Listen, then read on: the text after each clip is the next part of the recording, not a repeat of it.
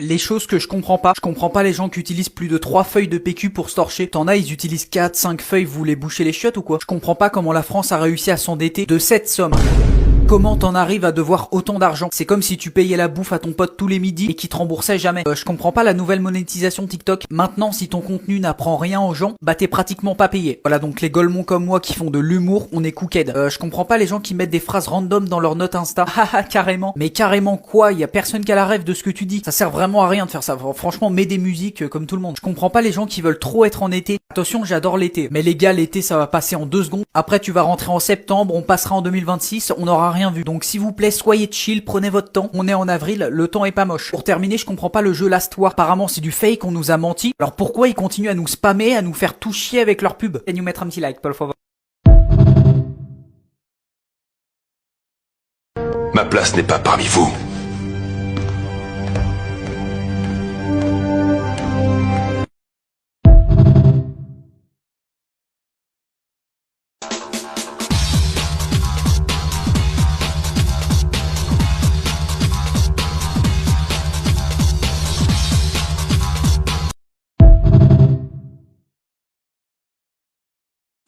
Tomber amoureux, à quoi ça sert sérieusement? Je crois qu'on s'est tous déjà posé cette question au moins une fois. T'es pas tombé amoureux et tu t'es dit putain je regrette, en fait j'aurais pas dû. On va en discuter un petit peu tous les deux. Tourne ton téléphone, rapproche-toi un peu de moi et viens on parle d'amour. Putain c'est... Alors là vraiment comme sujet on peut pas faire plus large et plus profond en fait. Parce que est-ce que t'as déjà ressenti quelque chose de si fort que quand t'es tombé amoureux de quelqu'un, ou en tout cas que t'as eu l'impression de tomber amoureux de quelqu'un? À quoi ça sert de tomber amoureux? Ça sert à souffrir. Oui, alors la phrase comme ça elle est pas très joyeuse, mais en fait ça sert à souffrir pour te rendre compte de la chance que t'as dans les moments où ça va bien. Encore une fois, si t'étais heureux tout le temps, si t'étais amoureux et heureux avec quelqu'un tout le temps, tu te rendrais pas compte de la chance que t'as dans tous ces moments-là. Alors oui, quand tu te sépares de quelqu'un et que t'es en chagrin d'amour, c'est pour te rendre compte de la valeur que ce moment-là avait. Et quand tu te retrouves tout seul avec toi-même et que t'as l'impression que cette personne te manque, c'est pour te rendre compte que tu n'as besoin de personne et qu'avec toi, tu peux être heureux à 100%. Moi je pense que tomber amoureux c'est un plus. Ça doit que être un avantage, ça doit que rajouter quelque chose de génial à ta vie, et si c'est pas le cas, ça sert à rien. Mais tomber amoureux, c'est le propre de l'existence, parce que toi, tu tombes amoureux tout le temps, tu t'en rends pas compte, mais tu tombes amoureux de tes amis, tu tombes amoureux de ton métier, tu tombes amoureux de ta passion, tu tombes amoureux de... peu importe, d'un milliard de choses. Parce que tomber amoureux, ça veut dire ressentir quelque chose à l'intérieur de ton cœur, et il y a rien de plus génial que ça. Alors oui, ça fait mal, oui, parfois faut s'accrocher, mais... si on s'arrête, c'est plus intéressant. Alors garde tout le courage et toute la force dont tu as besoin à l'intérieur de toi. Et en tout cas, moi je te le dis, promis, ça va aller.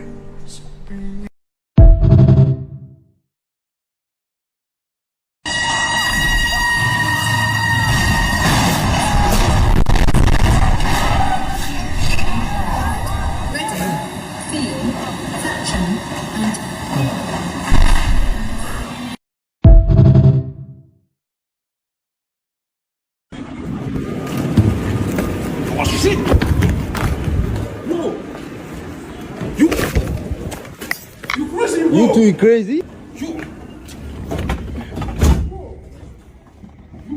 You too crazy.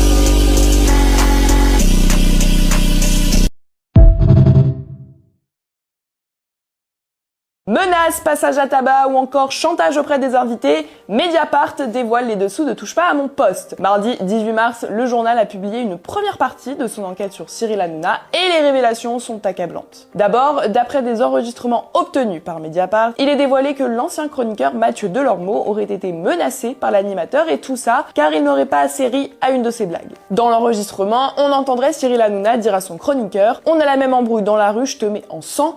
T'es mon ami, mais t'es pas mon ami, je te tue.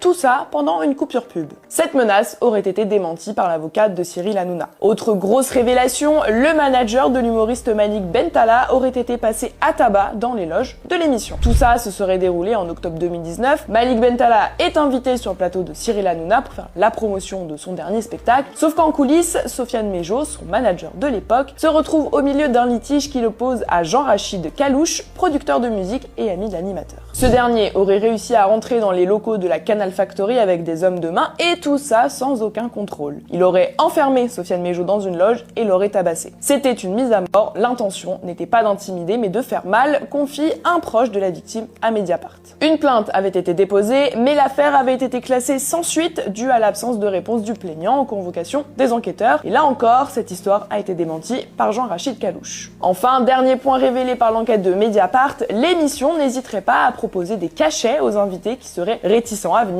Donc tu l'as compris, il les paye pour les forcer à venir. Par exemple, Loana aurait reçu un chèque de 3000 € pour témoigner dans Touche pas à mon poste du viol qu'elle a subi. D'ailleurs, cette séquence avait valu une mise en demeure de l'Arcom à Touche pas à mon poste. Cette enquête de Mediapart fait beaucoup parler, surtout au moment où Cyril Hanouna est annoncé sur M6 pour l'année prochaine. Une deuxième partie sera publiée dans quelques jours.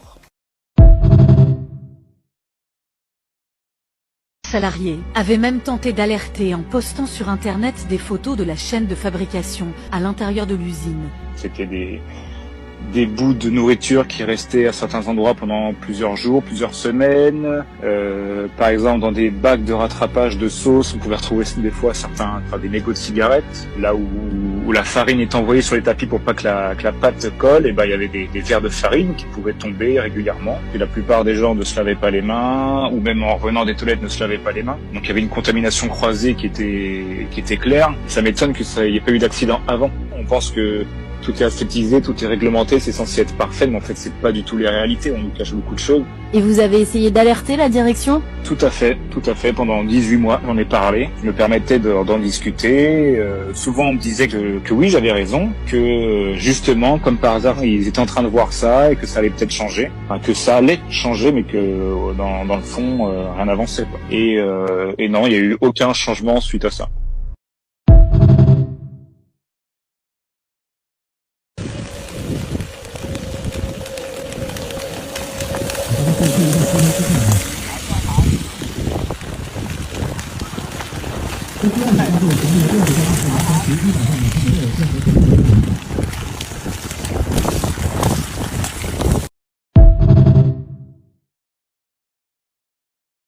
Error FIFA cover. The first in the world. Amazing thing. I love it. Wow. No. Really nice. I hope you will have it soon. Vie de ma mère, les mecs, Mbappé vient de mettre une vidéo sur Insta avec son FIFA 21 et il ouvre la boîte, il y a un code, j'ai mis le code, regardez, j'ai quoi?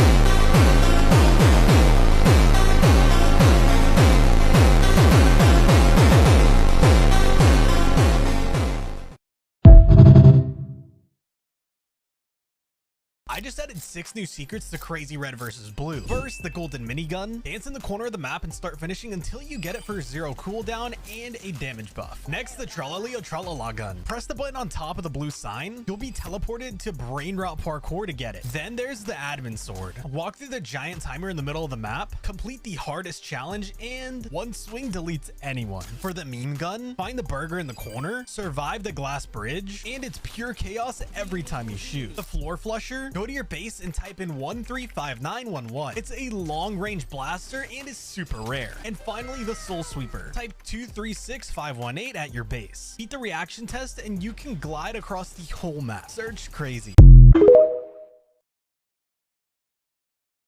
Le simple fait que le sergent existe prouve qu'il y a déjà eu, quelque part dans l'univers de Cars, une voiture à l'effigie du H, parce que le sergent c'est une Jeep militaire de 1941, ça veut techniquement dire que la Seconde Guerre mondiale est canonique dans Cars. Et là, tout devient beaucoup plus dérangeant. S'il y a eu une guerre, ça implique forcément la présence des forces alliées dont faisait partie notre bon vieux sergent, mais surtout de l'Axe. Ça veut dire que techniquement, il y a une voiture Hitler ou encore une voiture Mussolini. Et si on accepte ça, alors il faut aussi accepter le reste. Dans l'univers de Cars, il a existé des camps de concentration, mais pour des véhicules, des trains vivants qui transportaient d'autres voitures condamnées à disparaître. Bref, c'était horrible. Le sergent, vétéran de 1941, est donc bien plus qu'un simple personnage comique. Il est la preuve que la guerre, ses horreurs et même ses camps ont une place cachée dans l'histoire officielle de Cars. Pixar n'en parlera jamais, mais en rendant cette Jeep canonique, ils ont ouvert une brèche. Et cette brèche, elle intrigue la communauté, la forçant à imaginer l'impensable. Si les guerres existent, alors chaque conflit humain a forcément eu son équivalent mécanique. Des invasions menées par des tanks vivants, des bombardiers qui déversaient leurs chars sur des villes de voitures, des dictatures automobiles qui imposaient leurs idéologies de fer. Bref, cette brèche qui a été ouverte nous fait voir le monde de Cars d'une toute autre manière.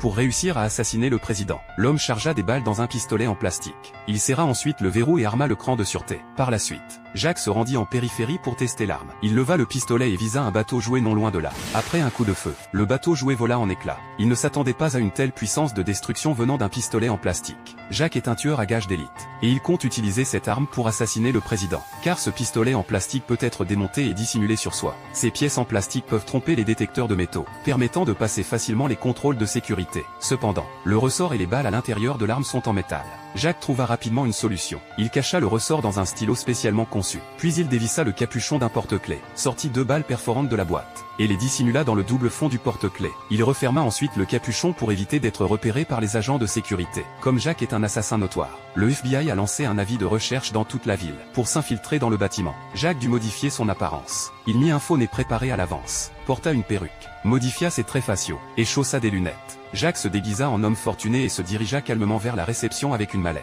En passant la sécurité, Jacques posa délibérément le stylo et les clés sur la table. Les agents de sécurité ne virent que des objets ordinaires et ne se méfièrent pas. Après avoir franchi le contrôle sans encombre, Jacques récupéra le stylo et les clés sur la table, s'infiltrant avec succès dans le bâtiment. À ce moment-là, le président était déjà arrivé sur les lieux. Jacques se prépara à passer à l'action. Il commença discrètement à assembler le pistolet en plastique sous la table. Il ouvrit ensuite le stylo, en sortit le ressort caché à l'intérieur, et l'inséra dans le canon.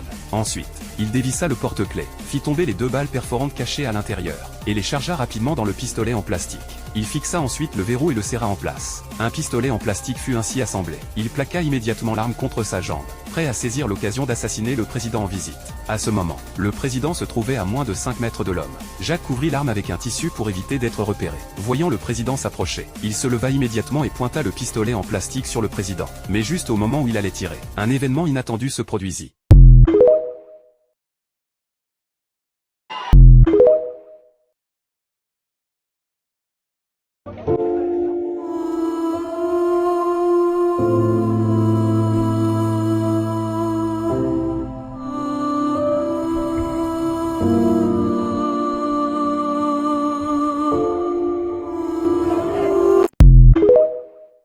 Punition pour viol dans différents pays.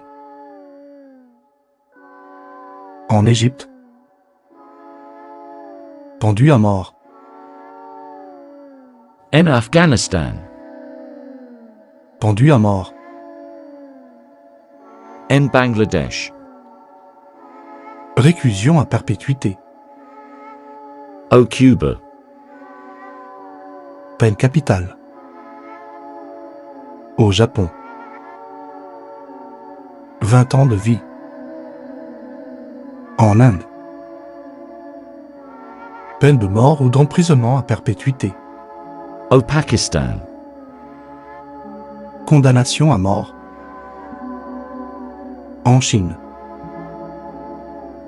condamnation à mort ou castration. En Corée du Nord, mort par peloton d'exécution.